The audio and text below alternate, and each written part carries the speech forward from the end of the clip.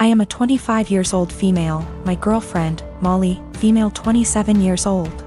For the last 6 months started with a joke that I've already made clear that I don't like. It consists of her saying no quickly to anything I ask. I know it sounds silly, but I ask her to get a glass of water for me. She says no, and after 1 minute, I'm almost getting up. She says she's joking and gets some water. I ask her to wash the dishes. She says no. I say I love you. She says no. I ask her to take her clothes. She says no. Everything is joking, and after 30s/1 minute, she does it, but she is addicted to doing it. I've already made it clear several times that I don't like it, even more so in I love you. She's the only person I can say that. So it's special to me. And there are things that are serious, and I need her to answer seriously. And if she says no to everything jokingly, I can't tell when she's saying a real no. It's already happened. I keep saying this is boring and I don't like it. She stops doing it and goes back to doing it after a week. After a brief discussion because she played this prank in front of our friends, me asking, "Love, can you get me some medicine?" And she, with no kidding, she stopped doing it for 1 month. Yesterday, we welcomed my parents, in-laws, and our 2 best friends to our house. Everyone knew that I was going to propose to her, and I called them, because we always plan this proposal with our loved ones attending, participating in this special day. I asked her to marry me, and she said a quick no, and I was so grumpy /panic /upset. Everyone looking in shock, for 30s for her to laugh and say she was joking, finally saying yes. I was so embarrassed and disappointed. I put the ring box back in and said I'd take it out to cool off. I didn't even let her say anything. She kept texting me, no answering calls, saying it was just a joke and that I knew she always did that. She said that I left in difficult situation in the house because it was very clear that I had given up on propose, and did in front of my parents and in-laws. She stressed that I was making the situation uncomfortable because of a silly joke. Well, I slept in a hotel and I'm still in it. My parents supported me, but my in-laws calling me for giving up on proposing, disproportionately humiliating their daughter. I just really think there's time for jokes, and that moment wasn't clearly. She knew I didn't like it and decided to do it anyway.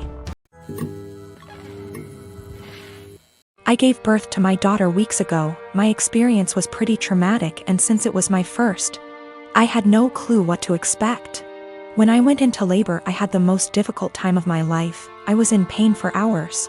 My mom was with me, but she had to go, and my husband was with me the entire time. I did something so embarrassing in the delivery room. I pooped myself, which was unexpected and I don't know, but it was embarrassing, and although my medical team were very professional about it, my husband couldn't help himself and started laughing about it later and even telling my family about it, but they didn't react. Just didn't find it funny, and neither did I, in fact. I found it embarrassing, and I already told him to stop bringing it up, especially when he started joking about getting me diapers for my opsies. It got really tiring and chipped away from my self-esteem and confidence. We were with his parents celebrating New Year's Eve together when I excused myself to the bathroom. While I was getting up, he made a quick remark and said, "Oh, yeah, you should go quickly because we don't want any accidents just like the one we had at the hospital. You know what I mean?" While blinking at me. His family actually laughed, and brother-in-law commented, "Good one." I was astonished and so angry and ashamed. I literally just lost it on him and yelled at the top of my lungs, calling him a cruel and insensitive jerk, to be using the difficult experience of birthing his child as a joking matter and humiliating me in front of everybody. He was shocked, staring back at me and not saying a word. All went silent, and I just stormed off to the bathroom till we left, and that was when he snapped, saying I messed up by talking to him like that in front of his family during dinner. I said I couldn't hold my tongue for that long, and after he kept joking about an embarrassing thing when I told him to stop. He said he was just joking, and I went overboard with my reaction, and also, I should have sucked it up and waited till we got home so we could address this privately, and I could even yell at him as long as I wanted. We argued about it after we got home, and he kept saying I humiliated him in front of his family during the celebratory evening by being petty and trying to one-up him. He even said I should have laughed along, not fly off the handle licks that. I'm 19 years old female, was traveling alone on an 11-hour flight today. And a guy in his 20s is in the same row as me. I was exhausted because I only got 4 hours of sleep before the flight so I could sleep on the plane, but this guy, we'll call him C, keeps trying to make conversation. C starts off by telling me he's autistic, and then asking me if I like K-pop, and he keeps non-stop talking and rarely gives me a chance to speak, not that I wanted to. I tried to be polite because I have ADHD and I understand how social cues are difficult, so he probably can't tell I'm not in the mood. Over the course of the next 20 minutes I tell C maybe 5 times I want to sleep and put my headphones on, and each time, C begins speaking to me after maybe 2 minutes of silence.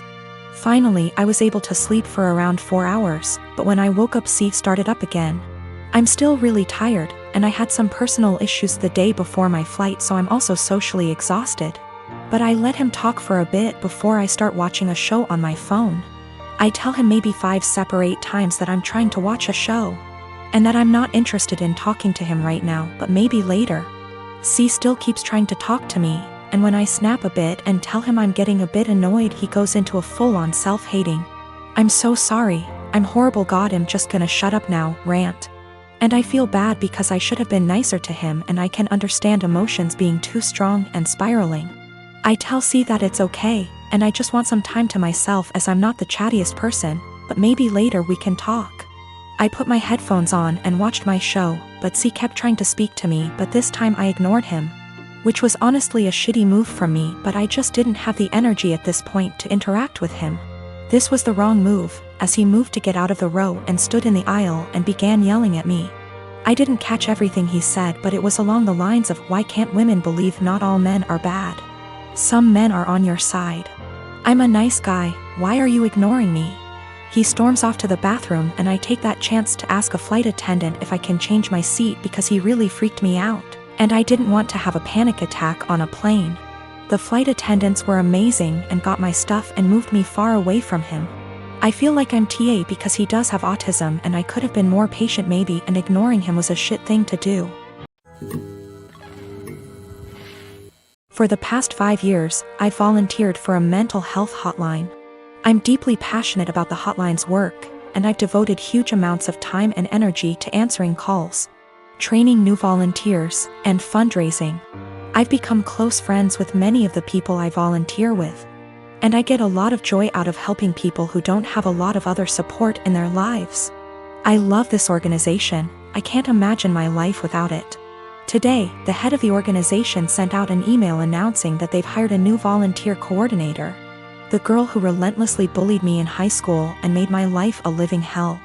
I was completely blindsided. I moved across the continent after graduating from high school, and I have no idea how or when this girl moved to my city.